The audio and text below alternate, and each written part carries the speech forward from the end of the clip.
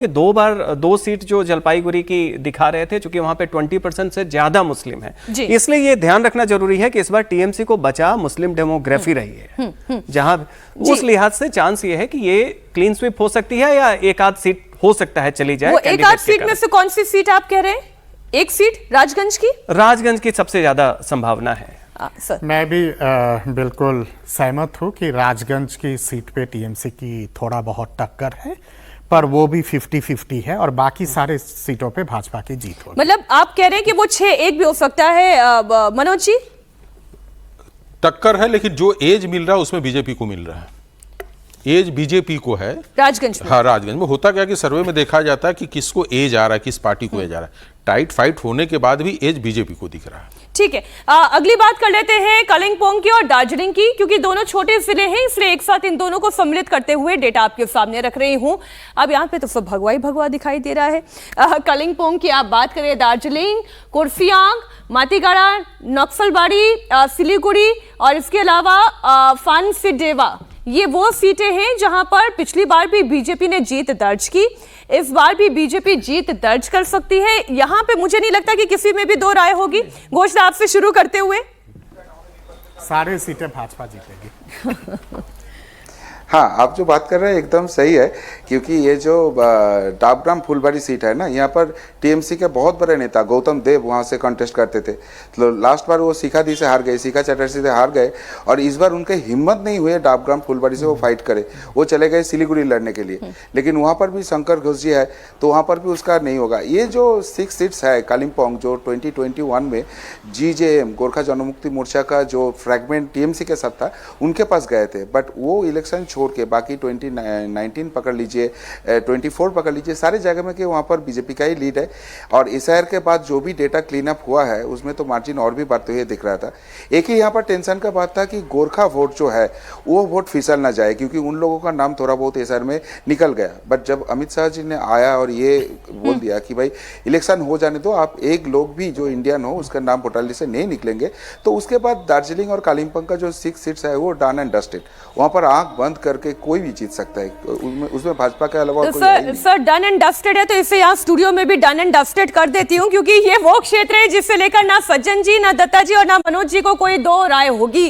आगे नॉर्थ दिनाजपुर की बात कर लेते हैं। नॉर्थ दिनाजपुर की 9 विधानसभा सीटों पर बात करें तो 2021 विधानसभा चुनाव में यहां पर टीएमसी हावी रही थी। टीएमसी ने 9 में से 7 सीटों पर जीत दर्ज की थी। 2 सीटें बीजेपी के पास गई थी, लेकिन जब 2024 में लोकसभा का चुनाव हुआ तब यहां पर बीजेपी ने टीएमसी को अच्छी टक्कर दी और मुकाबला बराबरी पर लाकर रख दिया। 4-4 का आप ये जो आंकड़ा देख रहे हैं। अब इसके अंतर्गत आने वाली चोपड़ा, इस्लामपुर, गोलपाखर, चाकुलिया, करदिघी, हेमताबाद, कालियागंज, रायगंज और इसके अलावा इटाहार। तो मनोज जी, सवाल यह है कि मुकाबला इस बार भी वो 4-4 की बराबरी का है। इन 9 सीटों पर 7 सीटें पहले टीएमसी, इस बार आप क्या प्रेडिक्ट कर रहे हैं?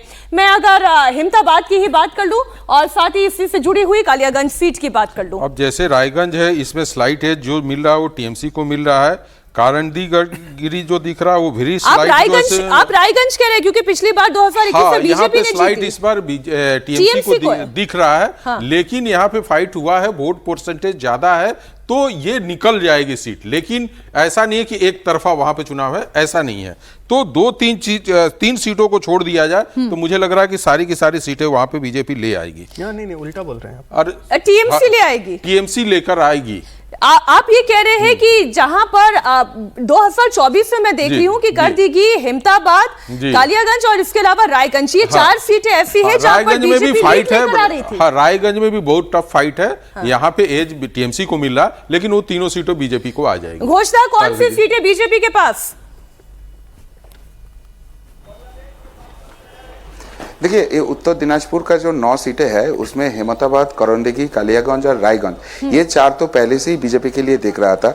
अभी इंटरेस्टिंग फाइट हो गया रायगंज में, जो मोहित सेनगुप्ता को टिकट दे दिया कांग्रेस ने, जो पुराना एमएलए था। तो अभी वहां पर जो वोट ये मोहित सेनगुप्ता जी काटेंगे वो टीएमसी का वोट काटेंगे, तो इसलिए रायगंज का सीट और भी सेफ हो गया बीजेपी के लिए। आप कह रहे कांग्रेस के आने से मुकाबला त्रिकोणीय हुआ और इस त्रिकोणीय मुकाबले में बीजेपी को फायदा हो रहा है।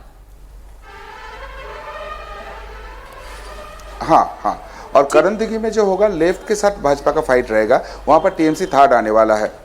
अभी बचा रहा जो सीट, उसमें से जो ग्वालपुकुर और चाकुलिया है, वो आप लोकसभा का देख लीजिए 2024 का, तो वो क्लियरली कांग्रेस का एज था। और वो जो कांग्रेस का लीडर है वहां पर आली इमरान रम्ज विक्टर, तो उसका अच्छे होल्ड है। तो ये दोनों चाकुलिया और ग्वालपुकुर कांग्रेस की तरफ जाते हुए दिख रहा है। बट जो इस्लामपुर सीट है वहां पर ट्रायंगल फाइट है। तो वो ट्रायंगल फाइट में कांग्रेस और टीएमसी का वोट स्प्लिट होते हुए दिख रहा है, और थोड़ा सा एज में वहां पर एडवांटेज अभी भाजपा हो गया। तो भाजपा का सीट बढ़ के 4 से 5 हो गया। बचा रहा चोपड़ा और इटाहर जो एकदम टॉप में है और एकदम लोएस्ट पार्ट में है, तो वहां पर टीएमसी एडवांटेज पोजीशन में है। तो आप बीजेपी का एडवांटेज गिना रहे हैं, लेकिन यहाँ सज्जन जी लगातार मना कर रहे हैं। वो ये कह रहे हैं कि ऐसा नहीं है, मुकाबला पहले तो त्रिकोणीय नहीं है।